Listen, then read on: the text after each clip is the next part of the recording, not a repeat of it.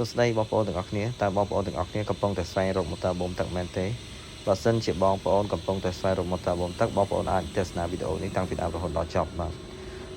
ក្រុមហ៊ុនរបស់យើងខ្ញុំមានម៉ូទ័របូមទឹកជាច្រើនប្រភេទបាទទៅតាមតម្រូវការរបស់បងប្អូនយើងមានពីខ្នាតតូចបាទខ្នាតតូចរបស់យើងគឺ5សេសឡើងលើ5សេស10សេស20សេស30សេសរហូតដល់ទៅ250សេសឯក៏មានដែរបងប្អូនណាបាទហើយនិយាយពី brand វិញគឺខាងយើងខ្ញុំមាន brand ច្រើនមាន brand Ibara Kawamoto Hitachi Mitsubishi បាទ Toshiba ក៏មានដែរបាទយើងសិតតែ brand របស់ជប៉ុនទាំងអស់បាទ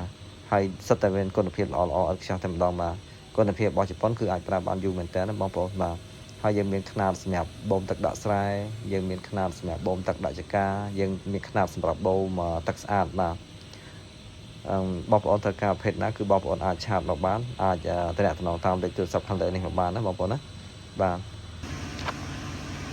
នេះគឺជាឈុតបាទឈុតទឹកស្អាតមកយើងតម្លើងឈុតទឹកស្អាតឲ្យភ្ញៀវចំនួន2គ្រឿងបាទយើងអាចដំណើរការតែម្ដងមួយក៏បានយើងអាចដំណើរការម្ដងពីរក៏បានហើយយើងក៏មានឈុតបាទច្រើនទៀតដែរដូចជាឈុត3ឈុតជាប់គ្នាយើងមាន4ឈុតជាប់គ្នាក៏មានដែរបាទហើយយើងប្រើបច្ចេកវិទ្យាថ្មីបាទយើងប្រើទូ inverter ដើម្បីបញ្ជាម៉ូទ័រហ្នឹងហើយម៉ូទ័ររបស់យើងគឺសុទ្ធតែរបស់ជប៉ុនបាទដែលមានគុណភាពល្អឥតខ្ចោះបងប្អូនអាចយកទៅប្រើប្រាស់បានយូរអង្វែងហើយស៊ីទិញតិចមែនតើបងប្អូនណាបាទហើយភាគច្រើនម៉ូទ័ររបស់ជប៉ុនគឺជាម៉ូទ័រប្រភេទជុំយឺតបាទជុំយឺតហ្នឹងគឺជុំវា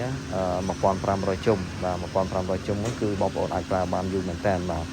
ហើយប្រភេទ3000ជុំក៏យើងមានដែរប៉ុន្តែអត់សូវសម្បូរទេរបស់ជប៉ុនអត់សូវសម្បូរ3000ជុំទេបាទ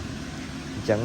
ប្រភេទ1500ជុំអាយុកាលប្រើប្រាស់របស់វាអាចស្ទង់ពី10ឆ្នាំទៅ20ឆ្នាំឬក៏លើស20ឆ្នាំក៏មានដែរប៉ុន្តែបើសិនជាម៉ូទ័រខ្លះវាមានល្បឿនជុំវាដល់3000ជុំគឺវាអត់សូវប្រើប្រាស់បានយូរទេអាយុកាលប្រើប្រាស់របស់វាបើសិនជាម៉ូទ័ររបស់ចិនវិញយើងអាចប្រើប្រាស់បានតែ2ឆ្នាំឬក៏3ឆ្នាំមិនខូចទេ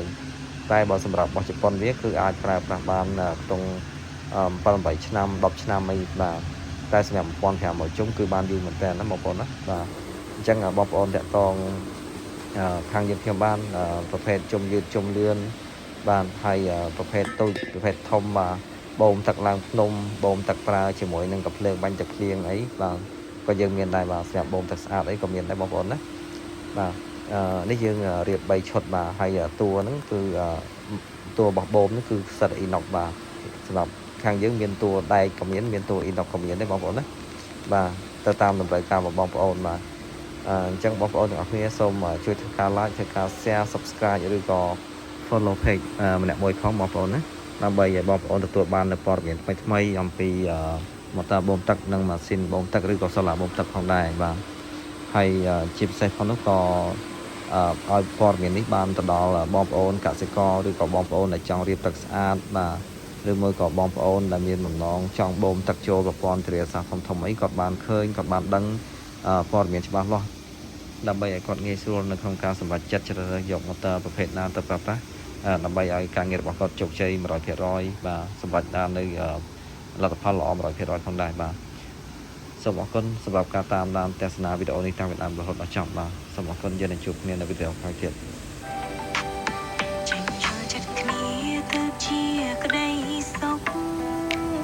ឆ្លងបានតែទុកទេបងសំឡាញ់ចេះលើកលែ